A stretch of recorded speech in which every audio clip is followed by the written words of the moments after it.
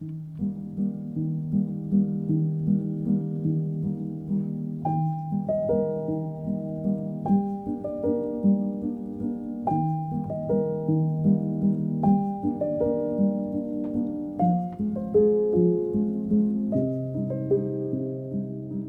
와인 리뷰에 발행이 되는 최훈입니다.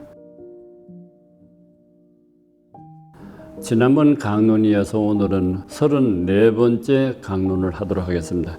강론의 주제는 스페인 귀족이 만든 마르케스 데 리스칼의 와인입니다. 여기 지금 여러분들 앞에 이렇게 3개의 와인병이 있는데 마르케스 데 리갈, 이 마르케스라는 뜻은 원래 귀족의 그 호칭 가운데 하나인 후작입니다. 그래서 마르케스 데 리스칼의 후작이라고 되어 있는데, 사실은 이 후작의 본명은 카멜로 우르타도 데 아메사가로, 이름이 상당히 긴 이름인데, 제가 본 자료에 의하면은 보르도에 귀향을 가서 꽤 오래 있은 거로 되어 있습니다. 근데 왜 스페인 사람이 당시에 보르도에 귀향을 갔는지는 제가 그까지 이렇게 규명할 수 있는 시간은 갖지 못했습니다. 해서 그 보르도에 오랜 기간 동안에 머물면서 주로 메독에 머문 거로 되어 있습니다. 하니까 그 메독이 당시만 해도 전 세계적으로 가장 이름난 레드 와인을 빚고 있던 곳이니까 이 후작이 그 메독에서 와인을 양조하고 포도를 갖고 가는 전반적인 면을 낱낱이 이렇게 익혀 두었다가 이제 유배지에서 풀려서 석방이 되었을 때 고향인 마드리드로 돌아가지를 않고 이제 다시 새로이 정착을 하기 위한 당시에 스페인에서 가장 뛰어났던 훌륭한 와인이 나고 있던 리오하로 갔습니다. 그래서 리오하에 가서 이렇게 자기가 그 유배 기간인 1836년에 포도밭을 하나 사놓은 게 있었던 것 같습니다. 그러나 그 포도밭을 바탕으로 해서 1858년에 공식적으로 마르케스 데 리스칼의 설립 이 연도로 나타나기 시작합니다. 해서 1836년에 땅을 사고, 그 다음에 1858년에 본인이 직접 이제 리오하에 와서 포도 산업을 시작을 했다, 이렇게 이해하시면 되겠습니다. 그런데 굳이 이 사람에 대해서 우리가 하나 높이 평가할 일은 당시의 그 스페인 와인 양조의 기본적인 수준이 그렇게 뛰어나지를 하지 않았던 것 같습니다. 해서 그 당시에 와인의 그 기술적인 모든 문제를 탈피하게 하고 새로이 보르도 스타일의 와인을 리오하에 직접 유입을 시켜가지고 여기에서 대대적인 혁신을 도모했다 하는 것이 오늘날 마르케스 후작이 이룩한 하나의 공헌이라고도 하고 있습니다. 그리고 특히 당시에 꽤 많은 돈을 줘야 오던 이 와인 메카, 프렌치의 와인 메카, 이름은 피노로, 무슈 피노로 되어 있는데 보르도 샤또의 란송이라는 샤또에서 근무한 와인 메이커인데, 이분을 거금을 들여가지고 아마 리오하로 모시고 온 것 같습니다. 해서 새로운 포도 품종, 그러니까 보르도의 포도 품종 플러스 와인 메이커를 이렇게 조치를 해가지고 본격적으로 보르도 와인을 빚기 시작을 했는데, 그 첫 이렇게 보틀링 병입을 한 것이 4년 후인 1862년으로 기록되어 있습니다. 해서 이렇게 스페인 와인 역사에 보르도 스타일의 훌륭한 질 좋은 와인을 빚은 그 하나의 기념비적인 해로 1860년을 이야기를 하고 있습니다. 그리고 이러한 좋은 양질의 이렇게 퀄리티 와인을 빚고 있는 과정에서 1895년이 마르케스 데 리갈이 크게 한번 점핑하는 계기가 되는데, 이때 보르도에서 와인 엑스포가 있었고, 이 보르도 와인 엑스포는 당시에는 사실은 보르도 와인 생산자들을 중심으로 해서 일종의 와인 컴피티션이었습니다. 그런데 프랑스계 사람으로서 초치가 되는데, 그 가운데 이 마르케스 후작이 초치가 돼가지고 여기서 빚은 와인이 명예의 수상을 하게 됩니다. 명예 수상을 보면은 디프로마 데 오네르, 명예의 정서 수상이라고 하면 이해하시면 되겠습니다.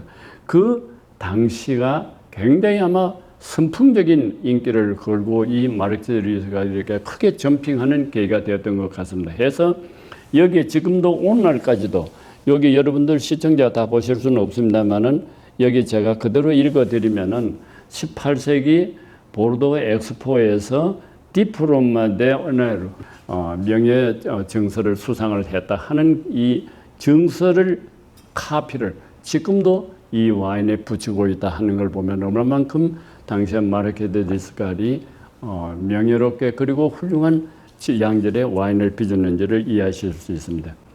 다음에 또 한 연대가 나오는데 1972년에 여러분 지금 여기에 세 와인 가운데 이쪽에 이 와인은 료하고는 전혀 관련이 없는 료아에서 다시 저쪽에 서남쪽으로 들어가는 루에다 지방에서 나는 화이트 와인입니다. 그래서 1972년에 제가 확실은 저도 잘 깊이는 모르겠습니다만 료아에서 화이트 와인이 나기는 나지만 아마 이 마르케스 쪽에서 봤을 때는 그렇게 썩 질이 만족스럽지는 않을지도 모릅니다. 해서 일부러 1972년에 루에다에다가 화이트 와인을 전적으로 이렇게 생산할 수 있는 와이너리를 만들고 그 와인을 빚은 와인을 마르케스 데 리스칼의 료아의 본사로 갖고 오는 걸 봤습니다. 제가 2004년에 이 집에 처음 들렸을 때 그 설명하는 아주머니가 화이트 와인은 료아 것이 아닙니다. 그러면서 루에다에 좋은 소비뇽 블랑을 갖고 와서 여기에 지금 마르케스 데 리스칼의 본점에서 같이 이것을 시험하고 다음에 유통을 시킨다 하는 이야기를 지금까지 기억을 하고 있습니다. 그 다음 2000년에 들어서면은 아마 새로운 21세기 도약을 위한 거대한 프로젝트를 기획하기 시작하고 있습니다. 제가 그때 들렸을 때도 이미 한 4년이 지났으니까 2000년에 시작했던 그 기획이 뭐냐면은 와인과 문화와 예술과 역사 이 모든 부분을 한데 아우르는 소위 복합 공간을 만들기 위해서 타이틀은 시티 오브 와인, 시티 오브 와인이라는 거대한 이 프로젝트를 당시에 이름난 구스타임의 미술관을 건설했던 이 프랑크 오 겔이라는 사람을 초치해서 막 거금을 들여가지고 이 프로젝트를 하고 있는 것을 설명을 들은 바 있습니다. 막 그때 이미 일부 지금 옛날에 까부는 허물고 다시 리노베이션하고 거대한 공사가 진행되고 있는 것을 목격한 바가 있습니다. 해서 2006년에 이 시티 오브 와인이 완공됩니다. 어느 면에서는 이 마르케스 데 리스칼로 봐서는 거대한 하나의 도약을 위한 베이스, 이 기본 프레임이 짜여 있다고 보시면 될 것 같습니다. 그리고 이때 이 완공되고 난 뒤에 이렇게 셀러브레이션을 할 때 저희 와인 리뷰의 기자가 가서 이렇게 참석을 하고 거기에 관한 이야기를 적은 것을 오늘 제가 한 일부러 읽어봤습니다. 좀 더 구체적으로 말씀드리면 2001년에 착공을 하고 그리고 럭셔리 호텔을 하나 만들었는데 그 호텔이 객실은 전부 다 43실이며 대부분이 딜럭스 스위트 룸으로 되어 있다. 그리고 옛날에 쓰던 와인 캐브는 전부 다 새로 리노베이션을 하고 다음에 19세기에서 21세기까지 이렇게 생산되는 와인을 전부 다 연도별로 보관을 하면서 그 와인의 흐름을 이렇게 관을 옵사버들한테 일부러 이렇게 전부 다 제시하는 걸 보고서 정말로 참 부럽기도 했습니다. 돈도 있고 그와 같은 거대한 기획을 구상을 하고 투자를 했다는 것이 놀라운 일이었습니다. 투자비는 전부 다 6,300만 유로니까 이걸 우리 돈으로 환산하면 약 한 900억에서 1천억 수준이 되는 것으로 알려져 있습니다. 그리고 현재 이 마르케스 데 리스칼이 갖고 있는 이 뭡니까? 포도밭은 리오화에 그 다음에 이 루에다 그리고 또로까지 이 세 군데다가 무려 2,178헥타, 약 2,200헥타라는 거대한 포도밭 면적을 소유하고 있는 그러한 업체라는 것을 참고로 말씀을 드리겠습니다. 다음, 이제 개별적인 와인에 관한 이야기를 하도록 하겠습니다.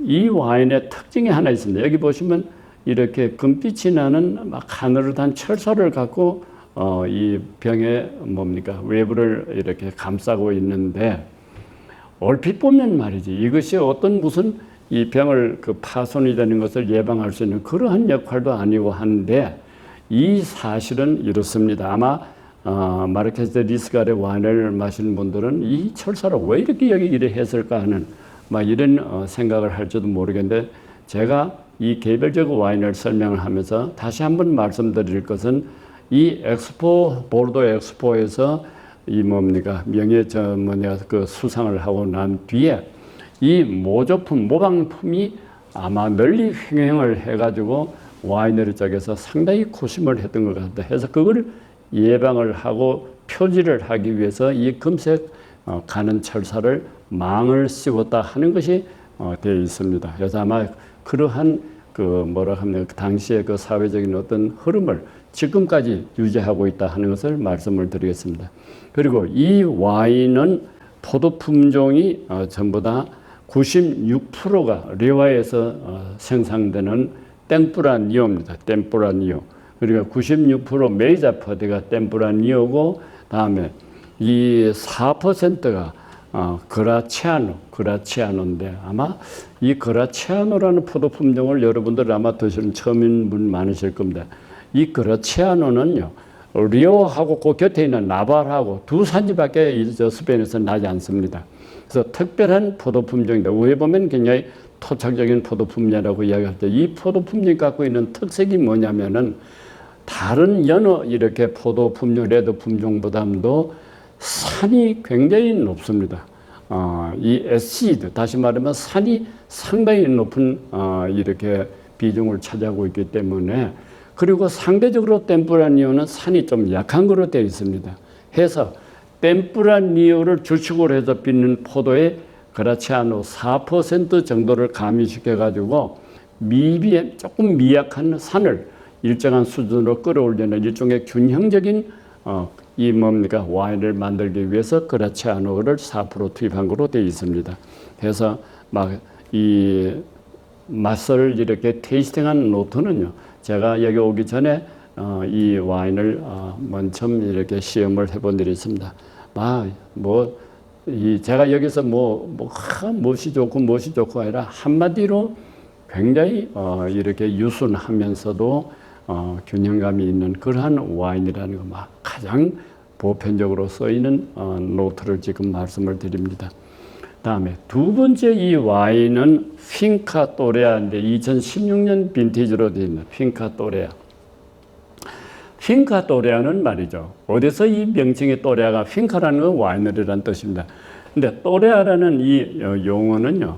아까 제가 1858년에 처음으로 이렇게 리와에다가 포도 와이너리를 만들고 했을 때 그때 아마 핑카드 또레라는 와이너리 이름이 당시의 옛 그 와이너리의 이름입니다. 이렇게 리와에 세웠던 그 첫 옛날 이름을 그대로 유서적인 그런 차원에서 핑카 또레아로 받아들인 것 같습니다.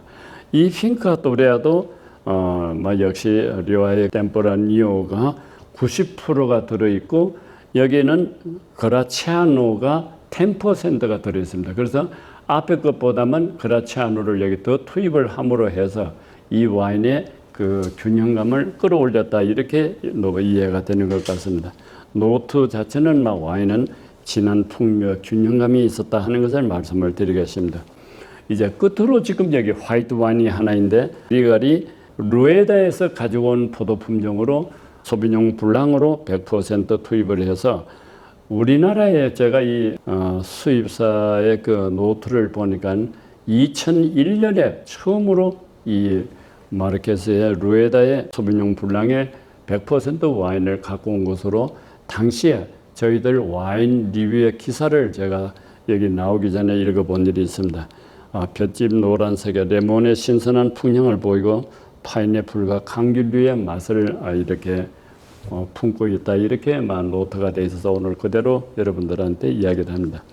사실은요 제가 2004년에 조금 전에 다녀왔다고 말씀을 드렸는데 그때 이 홍보를 하는 홍보 책임자 마담이 루에다 와인을 여러 차례 강조하는 걸 들은 바 있습니다. 왜 그러냐면요. 료의 그 노마 료저 뭐야 화이트 품종이 있음직도 할 텐데 굳이 루에다의 와인을 저쪽에서 갖고 와가지고 본점포에서 이것을 설명을 하고 테이스팅하고 디스트리뷰션을 하고 있는 것을 봤을 때 대단히 마르케스 리스칼이 이 와인에 대한 자긍심을 갖고 있는 것을 그때 당시에 제가 느꼈고 오늘 이 강론을 하면서도 그 사실을 여러분들에게 말씀을 드립니다.